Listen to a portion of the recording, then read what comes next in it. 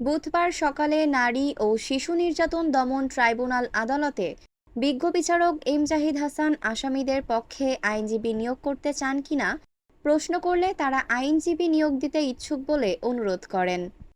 এ সময় বিজ্ঞ বিচারক তাদেরকে আইনজীবী নিয়োগ প্রক্রিয়া বুঝিয়ে দিয়ে জেল সুপারের মাধ্যমে লিগ্যাল এইড কর্মকর্তার বরাবর আবেদন করতে বলেন। মাগুরা নারী ও শিশু নির্যাতন দমন ট্রাইব্যুনাল আদালতের পাবলিক প্রসিকিউটর মনিরুল ইসলাম মুকুল বলেন, সাধারণ মানুষের জনমতের দাবির প্রতি সরকারের পূর্ণ সমর্থন রয়েছে এবং সে কারণেই এই মামলাটিকে স্বরাষ্ট্র মন্ত্রণালয় অতি গুরুত্বপূর্ণ মামলা হিসেবে বিবেচনা করেই আমাকে দায়িত্ব দিয়েছেন two assist my learned friends including the learned public prosecutor. সুতরাং এই মামলার পরিচালনার কার্য থাকবে লার্নেড পাবলিক প্রসিকিউটরের, আমার দায়িত্ব থাকবে তাকে আইনি সহায়তা দেওয়া। বিজ্ঞ আদালতকে আমরা বলেছি যে এই মামলায় আজকে বিজ্ঞ আদালত চার্জ গঠনের পরবর্তী সাক্ষী যাদেরকে প্রসেস দেওয়া হবে সেই সাক্ষীরা যেন প্রসিকিউশন জানতে পারে সেই বিষয়টি আপনি দয়া করে আদেশ দিবেন। বিজ্ঞ আদালত বলেছেন যে চার্জশিটভুক্ত 1 থেকে 3 নম্বর আসামিদের বিরুদ্ধে প্রসেস যাবে, 1 থেকে 3 নম্বর যারা সাক্ষী তাদের বিরুদ্ধে প্রসেস যাবে এবং তারা বিজ্ঞ আদালতে এসে সাক্ষ্য দিবেন। এবং এই মামলায় আজকে বিজ্ঞ আদালত ন্যায় বিচারকে নিশ্চিত করার জন্য উপস্থিত আসামিদেরকে জিজ্ঞাসা করেছেন যে আপনারা কোনো আইনজীবী নিয়োগ করতে চান কি না, এবং বিজ্ঞ আদালত বলেছেন যদি আপনারা আইনজীবী নিয়োগ করতে চান বিধি মোতাবেক কারা কর্তৃপক্ষ থেকে মাধ্যমে আপনারা দরখাস্ত করতে পারেন।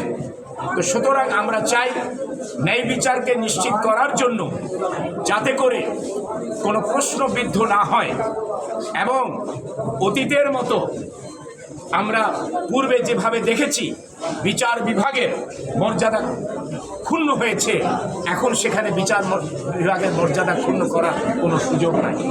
কাজেই আমরা চাই প্রসিকিউশন তার কেসটা উপস্থাপন করবে, ডিফেন্সের যদি কোনো বক্তব্য থেকে থাকে আইন অনুসরণে সেটা তারা বিজ্ঞ আদালত সুযোগ দিলে বা বিজ্ঞ আদালত থেকে সুযোগ পেলে তারা।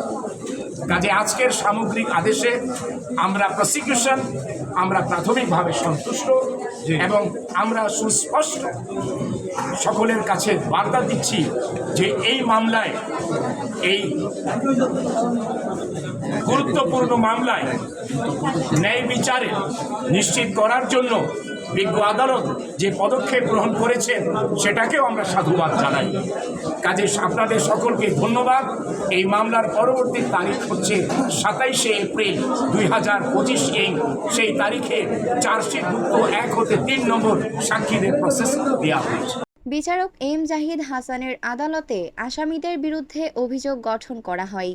চার্জশিটের ক্রম অনুসারে বিজ্ঞ বিচারক আগামী 27শে এপ্রিল 3 জনের সাক্ষ্য গ্রহণের দিন ধার্য করেছেন। আছিয়া হত্যা মামলায় তারেক রহমান নির্দেশিত 5 সদস্য বিশিষ্ট আইনজীবী প্যানেলের আহ্বায়ক শাহিদ হাসান টগর বলেন, আসিয়া হত্যা মামলায় তার পক্ষে মাগুরা বারের কোনো আইনজীবী না দাঁড়ানোর সিদ্ধান্ত হয়েছিল। আজও আদালতে হিটু শেখদের পক্ষে কোনো আইনজীবী দাঁড়াতে দেখা যায়নি। আসিয়া মামলায় আমরা 5 জন আইনজীবী মিলে রাষ্ট্রপক্ষে সার্বিক সহযোগিতা শুরু থেকে যেভাবে করছি শেষ পর্যন্ত করব। আপনারা জানেন যে আজকে মাগুরা শিশু আসিয়া ধর্ষণ এবং হত্যা মামলা অভিযোগ গঠনের দিন ধার্য ছিল পূর্ব নির্ধারিত। বিজ্ঞ আদালত নারী ট্রাইব্যুনাল জেলা জজ জনাব জাহিদ হাসান মহোদয় এই মামলার আসামিদের উপস্থিতিতে এই মামলার অভিযোগপত্র গ্রহণ করেছেন এবং চার্জ গঠন হয়েছে এবং আগামী 27/4/2025 তারিখ এই মামলার 1 থেকে 3 নং সাক্ষীর প্রসেস দিয়েছেন এবং ওদের 3 জন সাক্ষী হবে। এবং আমরা আগেও বলছি জনাব তারেক রহমান জেলা আমাদের বিএনপি ভারপ্রাপ্ত চেয়ারম্যান জনাব তারেক রহমান মহোদয় কর্তৃক আমাদের যে প্যানেল 5 জন আইনজীবীকে দায়িত্ব দিয়েছেন। আমরা এই মামলাটা পুঙ্খানুপুঙ্খভাবে তদারকি করছি এবং আমরা লামিট প্রসিকিউটরের সাথে সর্বক্ষণিকভাবে যোগাযোগে থাকছি এবং আসিয়ার পরিবার অর্থাৎ এই মামলা বাদী উনি নিজেও আদালতে উপস্থিত ছিলেন। আমরা আগেও যেটা বলছি যে আমরা আশা করি 10 থেকে 15 কার্য দিবসের ভিতরে এই মামলার বিচার কাজ মাগুরাবাসী সহ দেশবাসী দেখবে বলে আমরা আশাবাদ ব্যক্ত করি। আচ্ছা, এই যে ধন্যবাদ। যেটা বলছিলাম যে আমাদের যেটা বারের আমি সেক্রেটারি হিসেবে যেটা আমি আগেও বলছিলাম যে আমাদের এই মামলার ক্ষেত্রে আমাদের কোনো আইনজীবী দাঁড়াবেন না, সেরকম আমরা আজ আদালতেও সেটা আমরা পরিলক্ষিত করছি। কোনো আইনজীবী আসামি পক্ষে যে কারণে বিজ্ঞ আদালত ন্যায় বিচারের স্বার্থে আসামিদের কাছে শুনছেন আপনারা কোনো আইনজীবী আছে কিনা। ওরা বলছেন আমাদের তো আইনজীবী এখন পর্যন্ত নাই, তা আপনারা কোনো সরকারি আইনজীবী চান কিনা।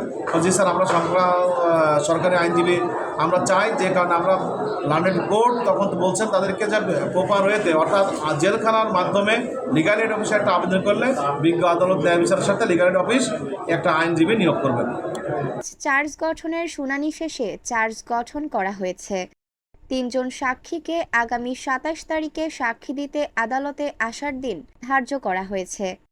শিশু আসিয়ার পক্ষে মামলায় অংশগ্রহণ করেন আইন মন্ত্রণালয়ের মাননীয় উপদেষ্টার পরামর্শে স্বরাষ্ট্র মন্ত্রণালয়ের আইন কর্মকর্তা অ্যাডভোকেট এহসানুল হক সমাজি। তিনি মাগুরা আদালতে উপস্থিত হয়ে সাংবাদিকদের বলেন, এই মামলাটি চাঞ্চল্যকর একটি মামলা যা দেশসহ বহির্বিশ্বে ব্যাপক প্রভাব ফেলে। এই মামলাটি যেন দীর্ঘায়িত না হয় সে ব্যাপারে বিচারক সহ সংশ্লিষ্ট আদালতের পাবলিক প্রসিকিউটরকে সুদৃষ্টি রাখার অনুরোধ করেন। এ সময় তিনি আসামিদের বিরুদ্ধে গঠিত অভিযোগপত্রের ধারা অনুযায়ী নারী ও শিশু নির্যাতন দমন আইন 2000-এর সংশোধিত 2003-এর 9-এর 2 ধারা এবং প্যানাল কোডের 506 ও 201 ধারায় অভিযোগ গঠনের জন্য অনুরোধ করেন। বিজ্ঞ বিচারক এম জাহিদ হাসান শুনানি শেষে চার্জ গঠন করে সাক্ষীর জন্য দিন ধার্য করেন। এ সময় তিনি বিএনপির ভারপ্রাপ্ত চেয়ারম্যান তারেক রহমানের গঠিত 5 সদস্যের আইনজীবী প্যানেলের সকল সদস্যরা সহযোগিতা করার জন্য ধন্যবাদ জানান। উল্লেখ্য 6 মার্চ মাগুরা সদরের নিজনান্দুয়ালি গ্রামে বোনের বাড়িতে বেড়াতে এলে বোনের শ্বশুর হিটু শেখ তাকে ধর্ষণ করে হত্যার চেষ্টা করে। পরে চিকিৎসাধীন অবস্থায় 13 মার্চ রাজধানীর সম্মিলিত সামরিক হাসপাতালে শিশু আসিয়া মারা যায়। এ ঘটনায় শিশু আসিয়ার মা আয়েশা আক্তার বাদী হয়ে মামলা দায়ের করেন। মোহাম্মদ ইমরান হোসেন, মাগুরা প্রতিনিধি, ঐশী সৃষ্টি, news desk, Bangladesh news today.